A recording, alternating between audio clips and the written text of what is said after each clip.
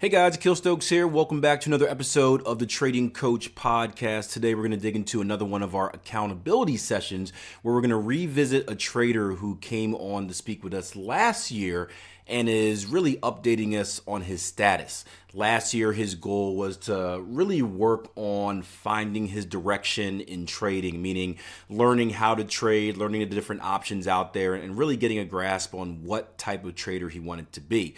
Now that he's spent an entire year doing that, this year his focus is on becoming consistently profitable. So it's a pretty cool episode for you guys to listen to. A lot of talk about planning, a lot of talk about goal setting, and especially how to work trading around your life. But before we get into it, I want to say a big thank you guys for supporting the show. We are off to a massive 2019. The numbers have been amazing. You guys have been doing a great job of sharing the show and bringing people in. I just want to say keep it up. I know it takes a measly second out of your life, but every time you hit that like button, if you're watching this on YouTube or you share this on social media, or especially when you give it a rating or review on Apple or whatever podcast site you're watching on or listening on, it does wonders for the show, so please keep it up. The more people we can reach, the more people we can teach, the more questions we get, the more content I have to deliver you in the Trading Coach Podcast.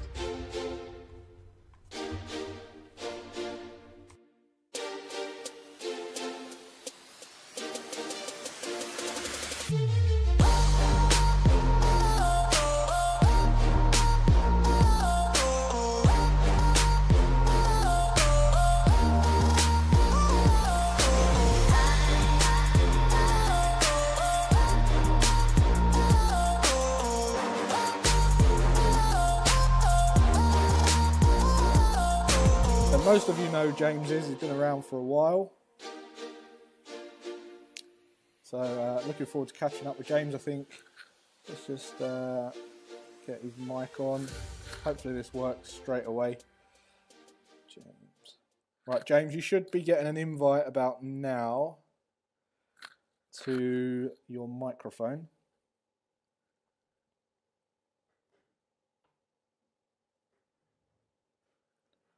And James is coming on. He's been on already before. So if you're new listening to this, James is a regular. And James is someone I've worked. He did the private client group with me last year as well. And hello, James. You all right? Good. Hi, Jason. Good, mate. How's it good. going? You all right? Good stuff. Yeah, Your mic's sounds really good, really clear. So you probably sound better. Yeah, you sound better than me probably. Well, I'm using a laptop and a headphone set today, so I haven't got my normal mic. How you doing? Yeah, Good. pretty good, mate. Pretty good. James, last time you come on, when was that? I can't even remember the. That was in June. Yeah, June last quite year. a while ago. So, but you was making a lot of progress months. back then. So just for anyone that's new, do you just want to give a rough introduction on who you are and what your background was? Yeah. So my name's James, obviously, and I've been with yourself at Tier 1 for a year now, and before that I was with Trading Powered as well.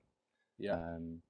I actually started getting into the financial markets about 3 years ago now. Okay. Spent a couple of years messing about and got serious about it last year. Yeah. and when you came on last time, you was doing a load of back testing, wasn't you? You was testing the hourly time frame and all the rest of it. So that's it. So the last time I managed to find the right direction for me.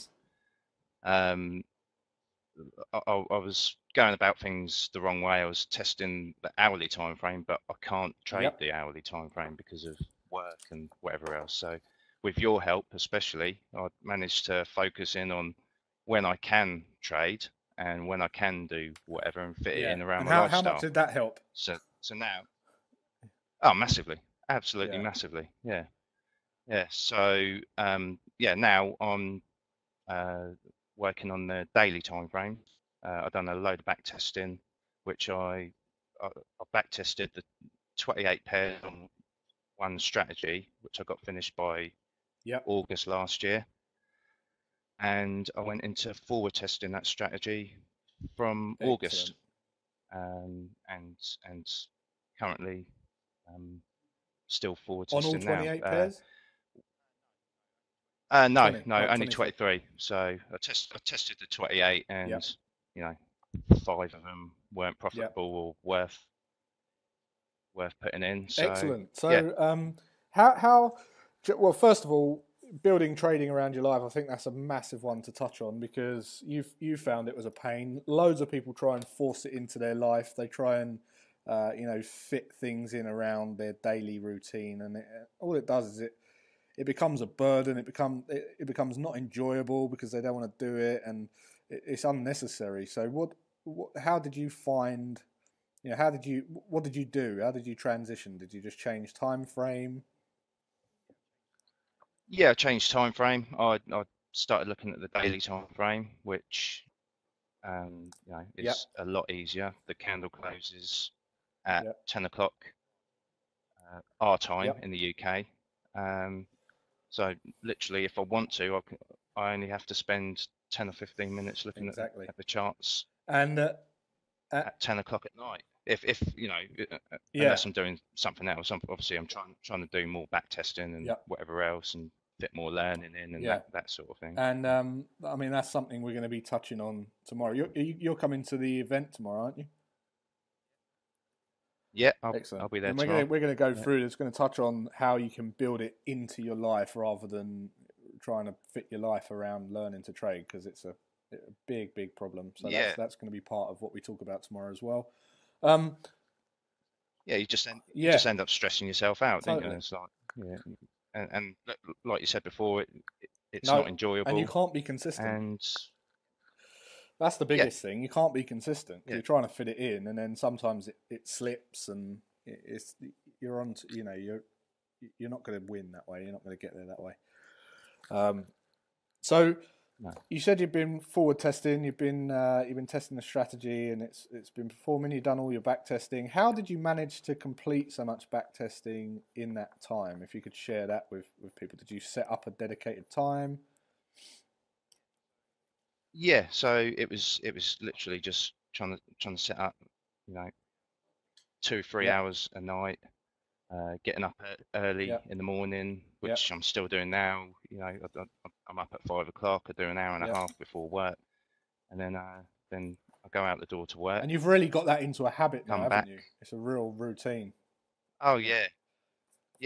So, the other thing I wanted to talk about was target setting and goals. Last year was the first time in my life, I think, that I actually sat down and set a goal and planned out targets to achieve. I achieved most of them except for one, which was I intended to fund a live account for the start of this month, but due to some things cropping up over the last sort of few weeks, personally and financially, I've had to put that on hold. Because you're running a business and building a business as well in the background, aren't you? Or in the forefront, I should say. Yeah. Trading's the background. Yeah. Trying to do it all and have family time. And how did you have any problems with the family or the missus when you're trying to put all that effort into back testing? And like especially last year, we've got it more structured now this year. So where my target setting for last year was a bit more generalized. This year I'm a bit more specific about it. So I've got specific ones that I want to achieve for each quarter, and set out like a daily routine that I've got in spreadsheets. So I'm doing this at this time.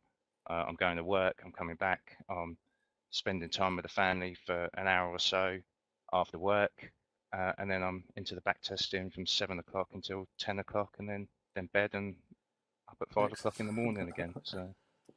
But the hardest thing is getting it into a habit, and then once it's a habit, it becomes just a routine, doesn't it? And you don't really, it becomes so much easier, doesn't it? When it's a habit. Yeah, It's like you can't imagine not doing it. yeah, yeah. And the other thing we've done this year, which was another tip from yourself, was Yeah. get a daily Yeah. planner on the wall and set out the times that you're going to It's spend such a with game family. changer, isn't it? And it is like at times last year, like I'm doing the back testing, and it's like No. nobody knows what's going on, so there's a Yeah. few moans and groans. This year, I'm like, well, this is what's Yep. happening. Then on these days, we're going to spend time together. We're going to go out and Yep. I don't know, go down to Brighton or do whatever days out. And yeah, everyone knows what's happening. It's a much better frame of mind for Yeah, everyone to be definitely, in. definitely. And just touching on that, just in case people didn't realise, if you do plan stuff, there's a real high probability of it getting done. Like everything you've planned in your life has probably been achieved. Like if you plan a holiday, if you plan buying a car, you plan going down the whatever it is you plan, whether it's planning a weekend, planning a barbecue, planning a party, it gets done, and it's because you plan it. But people don't put the same effort into planning the much bigger things, the much bigger pictures, because they're longer term. But if you plan it, it gets done. It's as simple as that. And I was saying in the live room yesterday that people, if you was to work out how much time people spend planning a 7-day break, I've sort of asked some people what they thought, and I did some rough calcs, and it was about 2 hours when you book the flights and the accommodation and the insurance and you do the luggage thing and the parking and all that stuff. It's about 2 hours of your time to book a 7-day break. If you work that out, it's about 1.8% of the entire 7 days that you're there. So you spend 1.8% of the 7 days planning your 7-day break. Now, if you was to apply that to the year, it comes out at about 4.6 days of planning, and that's solid days. So if you halve that because you're only awake for like 16 hours, say, you're talking about 10 days of planning the year. Now, I don't think many people spend 10 days planning their year. Yeah, no, that's what I'm found. It's a job Yeah. before the job, isn't it? Like the planning.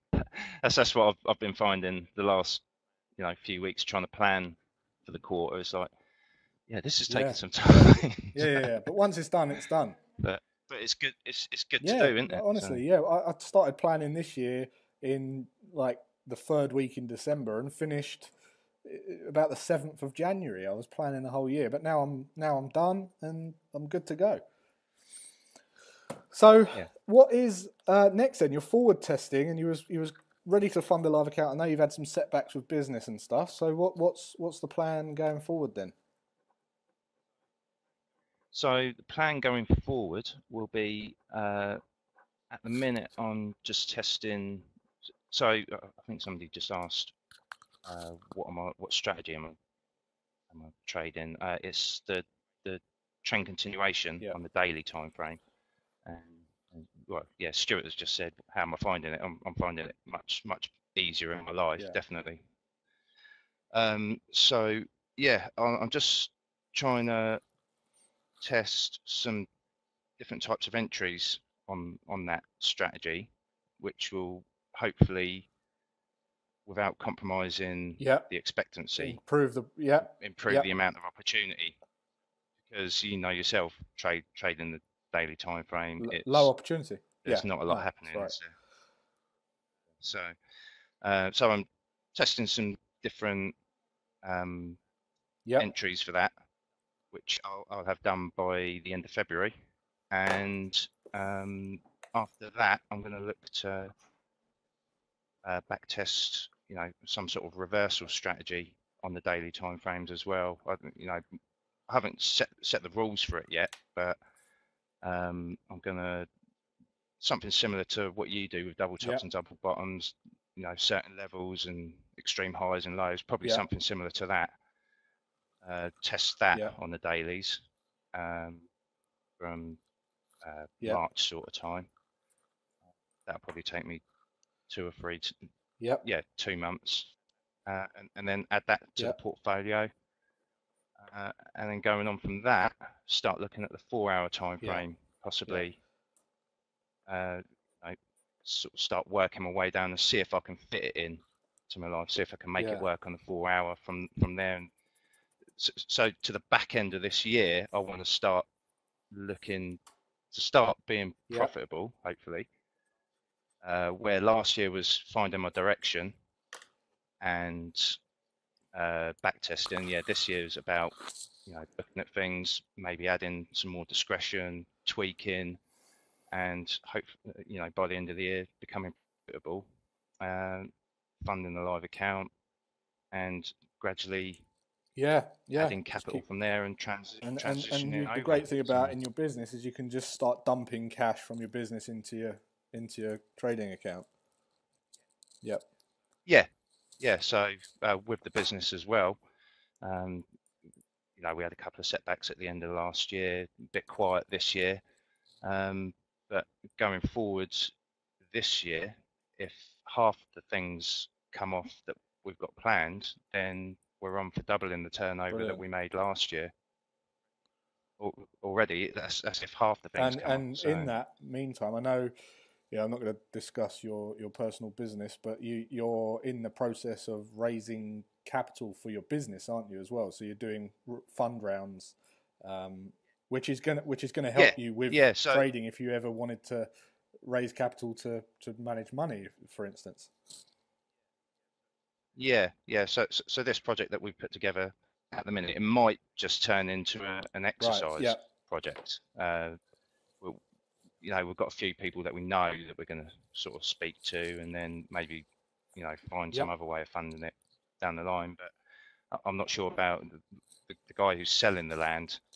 I'm not too sure how quickly he wants to sell it. I think he wants to get on and get it sold. So we might not be able to raise capital in the right amount of time. So it might just turn into an exercise that we end up doing. But it's a good exercise for us because it's the And way you'll we learn want as to head well for the future. Yeah, and we've got stuff that we've put together which we'll be able to use in the future. Excellent.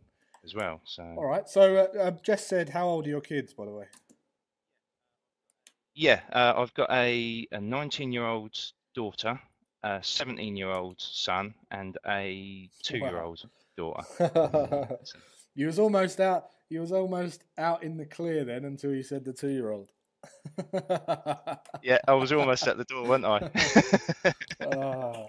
Yeah. So that sounds good, mate. I mean, I've been working with you over the last year, and you're very, very grounded and realistic, and you're ambitious, and you're hammering it. You're definitely gonna get there, and just keep on doing it. Keep going where you're going, and keep getting on these accountability sessions and updating and making sure that you've got something to aim towards and try and hit it. All right, mate. You're coming to the event tomorrow, so I will see you there. Excellent. Yeah. Anyone who's got any questions for James, if you're watching this video recorded, just leave a little comment below the video, and he'll check and he'll answer your questions. Just before you go, James, is there any advice that you'd give for anyone who's just starting to pick a strategy to backtest, let's say? Just like what we talked about before with planning the trading around your life. Make sure that you can handle what you're going to take on. If it means dropping to the weeklies or the dailies or something, then do that. Don't overwhelm yourself. That would be my. So just as a rule of thumb, if you can only check the charts twice a day, for 10 minutes, you might want to consider the daily time frames. And if you can check 3 times a day, you might consider the 4-hour. But if you can check if you can't check less than 3 times a day, or if you can't check less than 3 times a day, don't go below the 4-hour. Only when you can check like 4, maybe 5 times a day, you want to start thinking about the hourly. But you really just want to build the skill and the habit up on the higher time frame to make it easier for when you go lower. Yep, definitely. I'll Yeah, get over okay. to that. All right, James. Well, I'll see you tomorrow, mate. Have a nice weekend. You too, mate. I'll see you tomorrow.